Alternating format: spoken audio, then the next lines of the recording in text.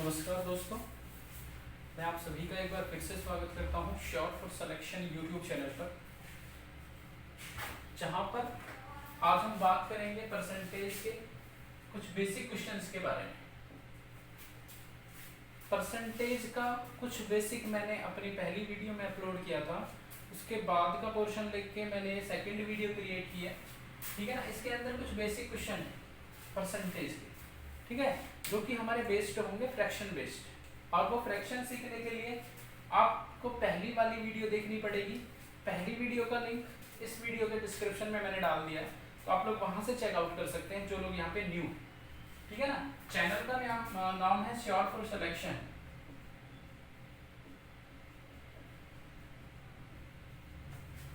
ठीक है गाइस, तो इसमें देखो स्टार्टिंग में मैंने कुछ सवाल यहाँ पे लिख रखे हैं जो कि हम फ्रैक्शन मेथड से सॉल्व करेंगे। किसी मशीन का मूल्य, पहला सवाल देखेंगे भैया, किसी मशीन का मूल्य 16 सही 2/3% बढ़ाने पर 4900 रुपए हो जाता है, ठीक है। इसका पहला मूल्य ज्ञात कीजिए। बहुत आसान सवाल है भैया। सबसे पहले करना यही है कि आपको 16 सही 2/3% को फ्रैक्शन में तोड़ना है, ठीक है। अब ये 16 सही 2/3 फ्रैक्शन में कैसे तोड़ते हैं वो आप पहली वीडियो देखिए, उसमें पता लगेगा। 16 सही 2/3% की सीधी फ्रैक्शन होगी 1/6, ठीक है जी। तो 6 इसका पहला मूल्य है और हमने इसमें ऐड कितना कर दिया, 1 ऐड कर दिया, ठीक है। तो 6 में 1 ऐड करने के बाद कितना आएगा, 7 आएगा, यानी कि हमारा मूल्य कितना हो गया, 7 हो गया। लेकिन क्वेश्चन कितना बता रहा है, 7 नहीं हुआ, कितना हुआ है, 4900 हुआ है। तो फिर आप 1 की वैल्यू निकाल लेंगे, 1 की वैल्यू कितनी हो जाएगी, 700, और आपका पहला मूल्य कितना है, 6। तो 6 की वैल्यू निकालने के लिए दोनों तरफ 6 की गुणा कर देंगे और 7 में 6 की गुणा करेंगे तो कितना आएगा, 4200। इसका आंसर है भैया पहले वाले सवाल का। बहुत आसान चीज है, ठीक है। अगर आपने फ्रैक्शन मेथड पढ़ रखा है, अगर आपको फ्रैक्शन में तोड़ना आता है परसेंट को, तो फिर आप सवाल इजीली कर लेंगे, ठीक है। अच्छा देखो, यहाँ पे अगर ये सवाल ये होता कि 6 सही 2/3% बढ़ाने की जगह घटाने पर होता, ठीक है, घटाने पर, और 4900 रुपए हो जाता है, चलो यही मान लिया कि यही है, 4900 रुपए हो जाता है। तो इसका पहला मूल्य क्या है, तो आपको वही करना है, 16 सही 2/3% की फ्रैक्शन 1/6, ठीक है। तो पहला मूल्य इसका 6 है। अब 1 इसमें से क्या करेंगे, घटा देंगे। अब जब आप 6 में से 1 घटाओगे तो बचेगा कितना, फिर आपका बचेगा 5, ठीक है। तो फिर ये 5 की जो वैल्यू है ये रख देनी है आपको 4900 के बराबर, ठीक है। अब ये 5 बराबर हो जाएगा किसके, 4900। 1 की वैल्यू निकालेंगे, ये 20 बार कट जाएगा, 49980। 1 की वैल्यू 1 बराबर हो जाएगा 980 के, ठीक है। तो आप फिर 6 की वैल्यू निकाल लेना, 1 बराबर 980 के है तो दोनों तरफ 6 की गुणा कर देंगे, 48 और 58, 5880 इसका आंसर हो जाएगा, ठीक है। कुछ भी नहीं करना, सिर्फ फ्रैक्शन में तोड़ के लिख दो। नीचे वाला हमारा पहला मूल्य होगा। एक अगर देखो यहाँ पे जोड़ने के लिए बोलता तो जोड़ देते, घटाने के लिए बोल रहा है सीधे घटाओ, घटाओगे 6 में से 1 घटाओगे 5 बचेगा। हमारा मूल्य कितना रह जाता है, 5। सवाल कह रहा है 4900 बराबर रख देंगे, 1 की वैल्यू निकालनी है, 1 की वैल्यू निकालने के बाद में आप 6 की वैल्यू निकाल देंगे, ठीक है जी। पहला सवाल डन हुआ। इसमें देखो दो सवाल हो गए आपके, एक सवाल।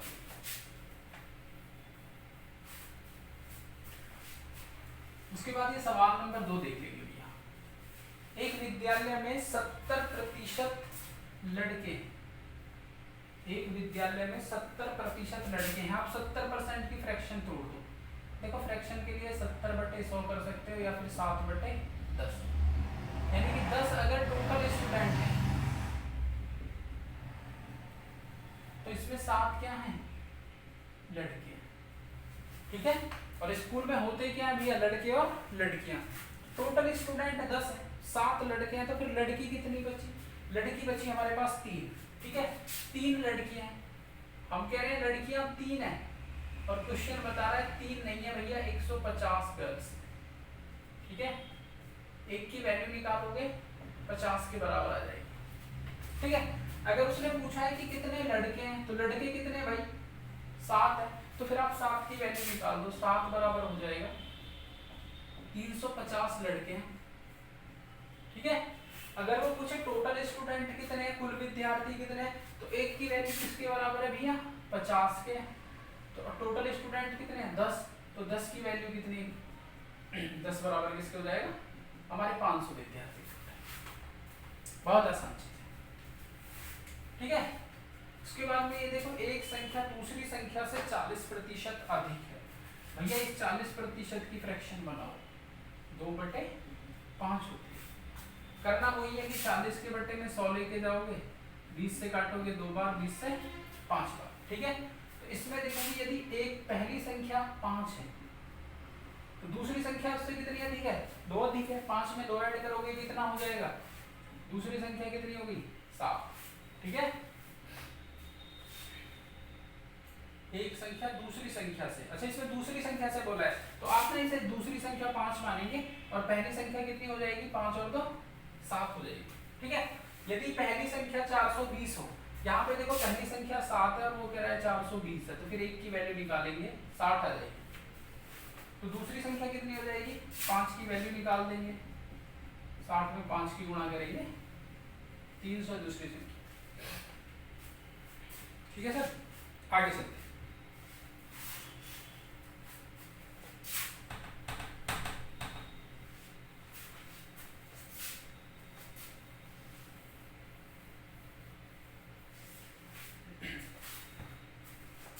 एक व्यक्ति अपनी आय का 60% खर्च करके 2400 रुपए बचाता है। देखो एक बात सीधे सीधे याद रखना कि किसी भी व्यक्ति की अगर हमें इनकम निकालनी है, किसी भी व्यक्ति की अगर हमें आय निकालनी है, तो जो आय बराबर होगी, एक तो बराबर होगी उसके एक्सपेंस के और दूसरा उसकी सेविंग के, ठीक है। एक्सपेंस और सेविंग का जो सम होता है वो किसके इक्वल होगा, इनकम के इक्वल होगा। यानी कि जो हमारी आय है वो बराबर होगी खर्च और प्लस बचत, ठीक है भाई। इस 60% की फ्रैक्शन अगर आप लोग निकालोगे तो 60/100 कर लेंगे या फिर 3/5 कर लेंगे, ठीक है। 5 हमारी क्या है भैया, आय है, ठीक है। ये 5 हो जाएगी आय, तो 3 क्या हो जाएगा, जो चीज हमें दे रखी है वही हो जाएगा, ये खर्च हो जाएगा, 3 खर्च हो जाएगा। तो फिर बचत कितनी बची भाई, बचत बची 2, क्योंकि खर्च और बचत मिला के किसके इक्वल है, आय के इक्वल है, ठीक है। यहाँ पे बचत कितनी दे रखी है, 2400, तो इस 2 को बराबर 2400 के रख देंगे, एक की वैल्यू कितनी आ जाएगी, 1200, ठीक है। अगर आपसे पूछा है उसकी आय कितनी है, तो 1 बराबर 1200, आय है कितनी भैया 5, तो 5 बराबर कितने की हो जाएगी, दोनों तरफ 5 की गुणा कर देंगे, 12 पंजे 60, 6000। उसका खर्च कितना है, 3 है, तो यहाँ पे 3 की वैल्यू निकाल देंगे, 1 बराबर 1200 है तो दोनों तरफ 3 की गुणा कर देंगे, 12 दिया 3600 उसका खर्च हो जाएगा, ठीक है ना। बहुत आसान सवाल है भैया, बहुत आसान चीज है। आप एक बार सिर्फ फ्रैक्शन मेथड को पकड़ना सीख लो, इससे क्वेश्चन सॉल्व करना सीख लो, बहुत आसान।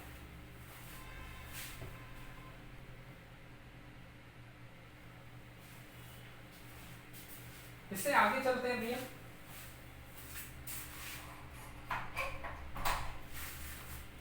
देखो इसी फ्रैक्शन मेथड पर और कुछ सवाल कराता हूं।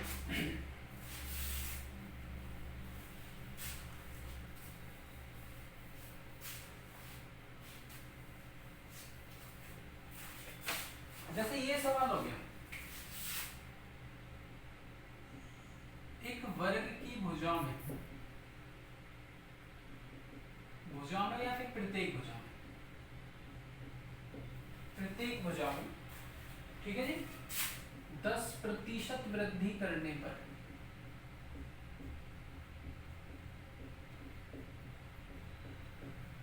उसके क्षेत्रफल पर क्या प्रभाव पड़ेगा।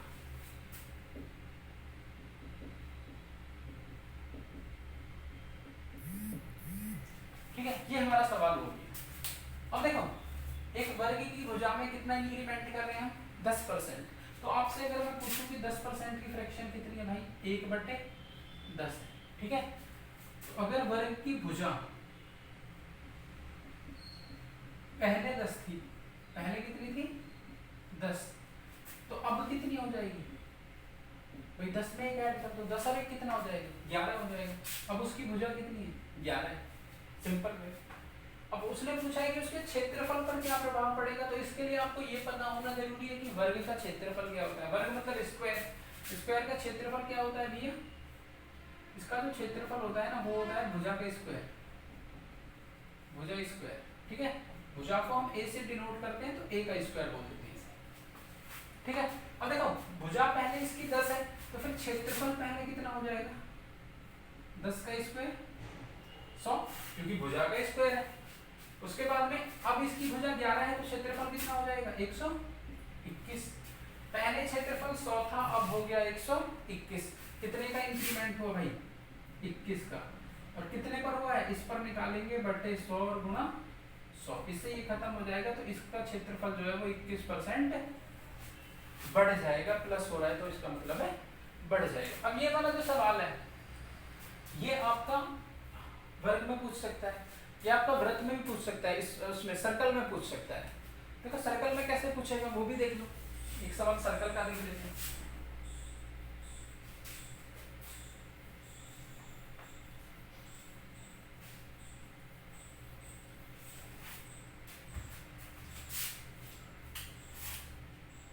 यदि वृत्त की त्रिज्या 20 सेंटीमीटर बढ़ा दी जाए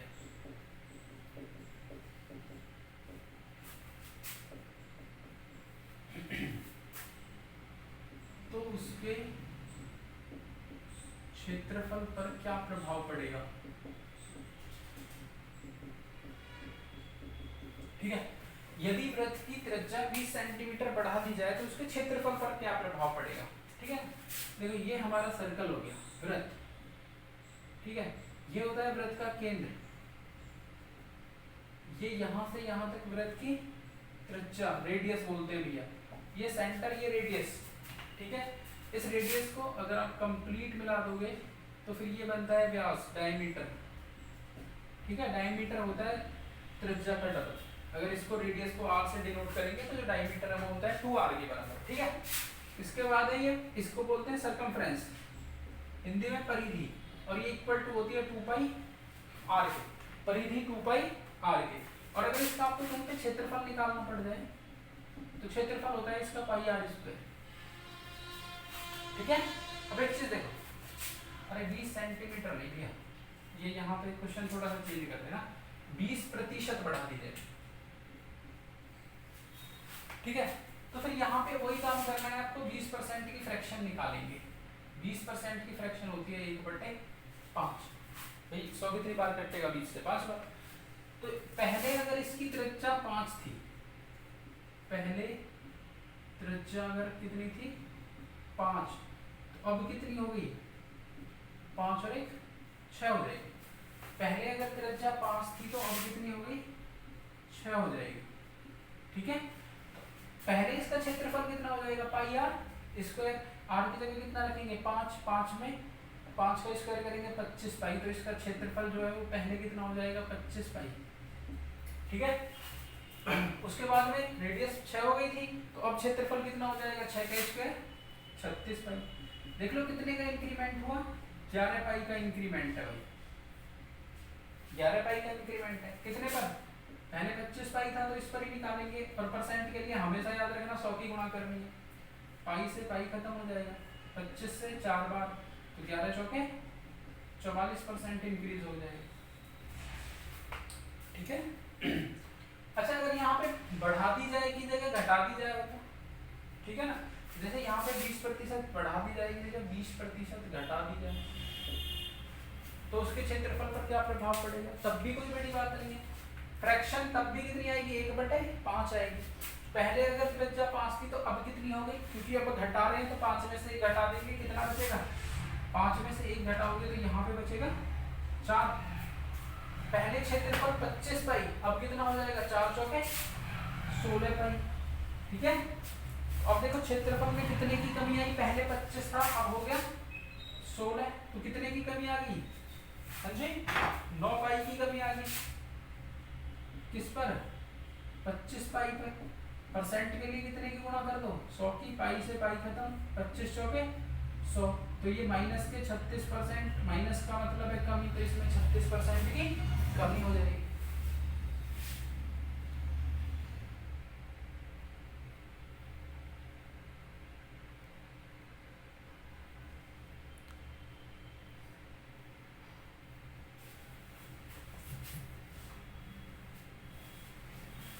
ठीक है, अगर ये सवाल उसमें आ जाए, आपका रेक्टेंगल में आ जाए, आयत में आ जाए,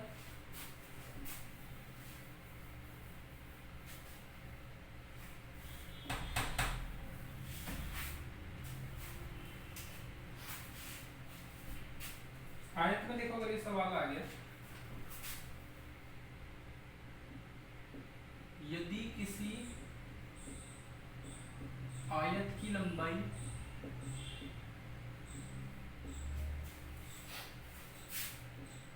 20% बढ़ा दी जाए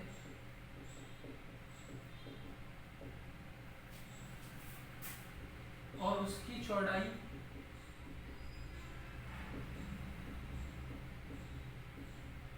10% कम कर दी जाए,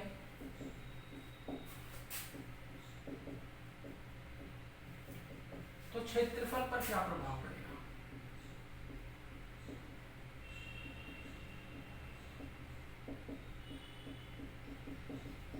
ठीक है, देखो इसके लिए हमें कुछ नहीं करना।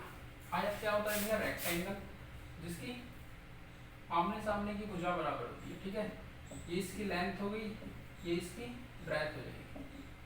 ठीक है, इसका पैरामीटर क्या होता है, परिमाप की अगर बात करें तो परिमाप होता है इसका 2l+b। ये आते कहाँ से है फॉर्मूले, ये हम तब बताएंगे जब 2D स्टार्ट करेंगे, अभी सिर्फ अपनी नॉलेज के लिए ये याद रख लेना।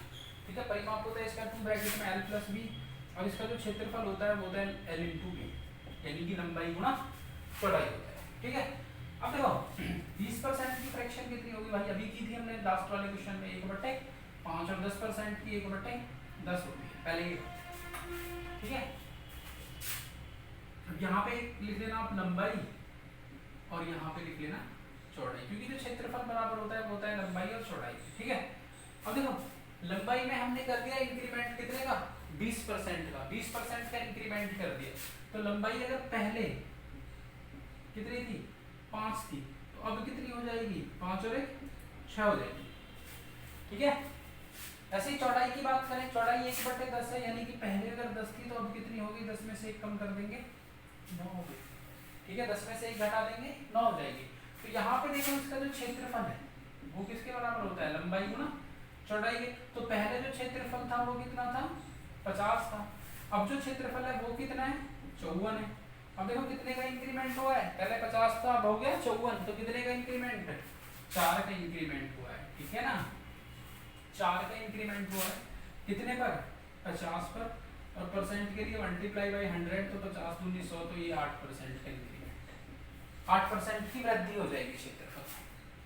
ठीक है, इस टाइप का अगर कोई भी सवाल आए तो फ्रैक्शन में तोड़ के बहुत इजीली कर लेंगे, बहुत ज्यादा इजीली कर लेंगे। ठीक है, और भी 2-4 सवालों की देखो यहाँ पे झलक दिखा देते हैं, फिर उसके बाद ये बिल्कुल बेसिक क्वेश्चंस है। इसके बाद में 2 क्लास और लेंगे हम परसेंटेज की, वो एडवांस की होंगी, जिसमें कुछ अच्छे लेवल के सवाल हम करेंगे।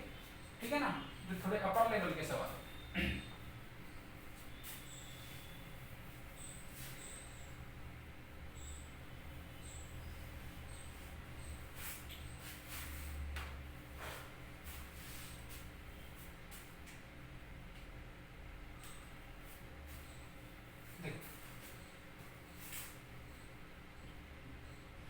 एक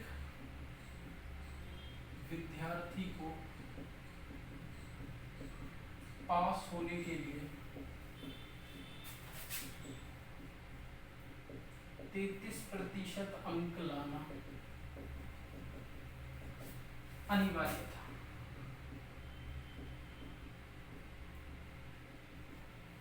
33% अंक लाना अनिवार्य था। वह 140 अंक प्राप्त करता है,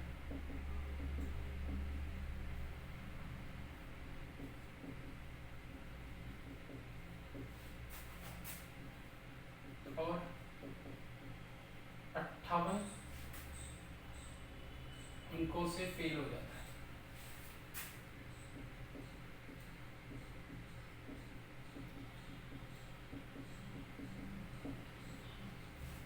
परीक्षा का पूर्णांक क्या है?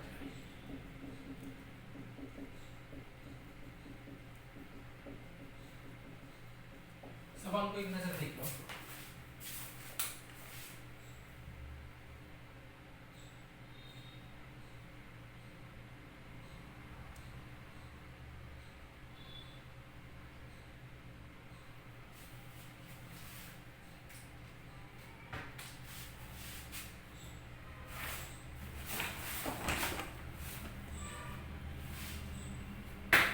ठीक है ना, देखो कुछ नहीं करना, पहले इस 33% की फ्रैक्शन कीजिए आप लोग। 33% की फ्रैक्शन कैसे करोगे? 33/100 कटना तो है ही नहीं, इसी संख्या से कटेगा थोड़ी, तो 33/100। इसका मतलब 100 अगर हमारा पूर्णांक है तो पास होने के लिए कितने अंक चाहिए? 33 नंबर या 33 अंक पे वो पास आउट है। अब एक चीज देखो,